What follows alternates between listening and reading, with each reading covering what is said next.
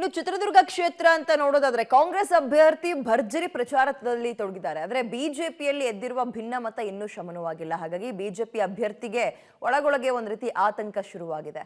ಹಾಗಾದ್ರೆ ಚಿತ್ರದುರ್ಗದ ಬಿಜೆಪಿ ಪಾಳೆಯದಲ್ಲಿ ಆಗ್ತಾ ಇರೋ ಬೆಳವಣಿಗೆ ಹೀಗಿದೆ. ಚಿತ್ರದುರ್ಗ ಬಿಜೆಪಿಯಲ್ಲಿ ಶಮನವಾಗದ ಬಂಡಾಯದ ಬಿಸಿ. ಪುತ್ರನನ್ನ ಅಖಾಡಕ್ಕಿಳಿಸಲು ಶಾಸಕ ಚಂದ್ರಪ್ಪ ನಿರ್ಧಾರ.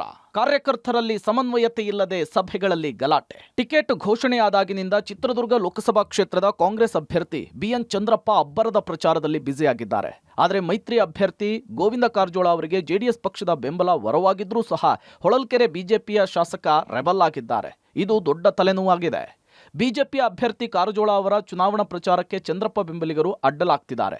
ಗೋ ಬ್ಯಾಕ್ ಕಾರಜೋಳ ಅಂತೇಳಿ ಎಲ್ಲೆಡೆ ಚಳುವಳಿಯನ್ನ ನಡೆಸ್ತಿದ್ದಾರೆ. ತಮ್ಮ ಪುತ್ರ ರಘುಚಂದನ್ಗೆ ಟಿಕೆಟ್ ನೀಡುವಂತೆ ಬಿಜೆಪಿ ನಾಯಕರಲ್ಲಿ ಪಟ್ಟನ್ನ ಹಿಡಿದಿದ್ದಾರೆ. ಹೀಗಾಗಿ ರೆಬಲ್ ಶಾಸಕರೊಂದಿಗೆ ಸಂಧಾನ ನಡೆಸಲಿಕ್ಕೆ ಎಂಎಲ್ಸಿ ರವಿಕುಮಾರ್ ಮೂಲಕ ಬಿಜೆಪಿ ಯತ್ನಿಸಿದೆ. ಅವರ ಪ್ರಯತ್ನ ಕೂಡ ವಿಫಲವಾಗಿದೆ. ಹೀಗಾಗಿ ಶಾಸಕ ಚಂದ್ರಪ್ಪ ಅವರ ಪುತ್ರ ರಘುಚಂದನ್ ಪಕ್ಷೇತರ ಅಭ್ಯರ್ಥಿಯಾಗಿ ಕಣಕ್ಕಿಳಿಯೋದು ಫಿಕ್ಸ್ ಆಗಿದ್ದು, ಏಪ್ರಿಲ್ 3ರಂದು ನಾಮಪತ್ರವನ್ನು ಸಲ್ಲಿಸಲಿಕ್ಕೆ ಸಿದ್ಧತೆಗಳು ಕೂಡ ಭರದಿಂದ ಸಾಗಿವೆ. ನಾವು ತೀರ್ಮಾನ ಮಾಡಿ ಎಲ್ಲರಿಗೂ ಹೇಳಿದ್ದೀವಿ. ಮುಂದಕ್ಕಿಟ್ಟದ ಕಾಲ ಹಿಂದಕ್ಕೆ ತೆಗೆಯೋ ಪ್ರಶ್ನೆ ಬರೋದಿಲ್ಲ. ಅದೇನಾಗಿ ನಡೆದೋಗ್ಬಿಡ್ಲಿ ಅಂತ ನಾವು ಹೇಳಿದ್ವಿ.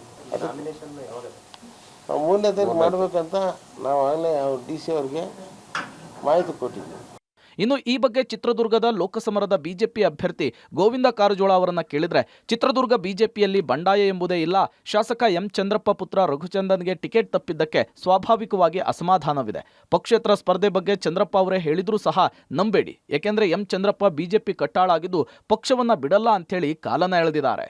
ಕೊನೆಯದು ಒಂದು ಇದು ಶಬ್ದ ಹೇಳಿದ್ರೆ ತಾವು ತಿಳ್ಕೊಂಡಿರಲ್ಲ, ನೋಡಿದ್ರಲ್ಲ, ಒಂದು ವಚನದಲ್ಲಿ ಬರುವುದನ್ನು ನಿಮಗೆ ಹೇಳಿದೆ. ಬೈದವ್ರನ್ನ ಬಂಧುಗಳನ್ನ, ನಿಂದಿಸಿದವ್ರನ್ನ ತಾಯಿ ತಂದೆಗಳನ್ನ ಬೇಕಂತ, ಹೊಡೆದವ್ರನ್ನ ಹಡದವ್ರನ್ನ ಯಾವತ್ತೂ ಕೂಡ